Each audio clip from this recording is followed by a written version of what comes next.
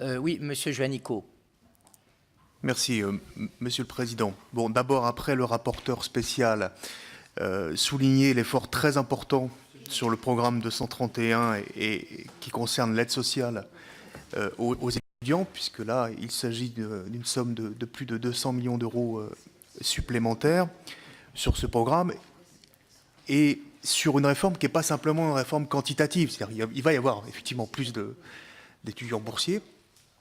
On sera à peu près à 650 000 étudiants boursiers dans notre pays, mais aussi une réforme qualitative, hein, parce qu'on insiste depuis plusieurs années dans les différents travaux d'évaluation que nous menons sur le fait qu'on doit travailler aussi sur les deux extrêmes des échelons, hein, c'est le 0 bis et le 7, et qu'on a globalement, quand on regarde les aides financières aujourd'hui qui vont aux étudiants, une courbe en U, hein, qu'on a souvent décrit ici, avec des bourses sur critères sociaux qui bénéficient bien évidemment aux étudiants, on va dire, des catégories les plus défavorisées de façon assez forte, des classes moyennes qui touchent pas grand-chose, et des classes favorisées qui bénéficient, vous le savez, des dépenses fiscales au titre de la demi-part de rattachement de certains étudiants aux foyers parentaux. Bon. Donc, tout ça pour dire que là, on progresse bien sur la question des bourses sur critères sociaux et sur l'aide sociale globalement, je pense, de façon quantitative et de façon qualitative, mais qu'il restera quand même une réflexion globale à mener, on le répète ici souvent, sur le système global d'aide aux étudiants.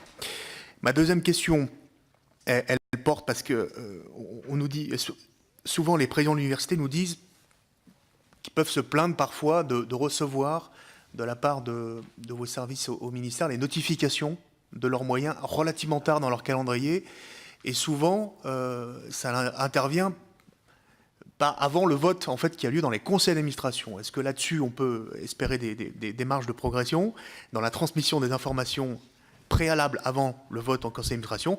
Et puis ma dernière question, elle rejoint quand même les préoccupations de Monsieur le Président de la Commission des Finances et Monsieur le rapporteur spécial.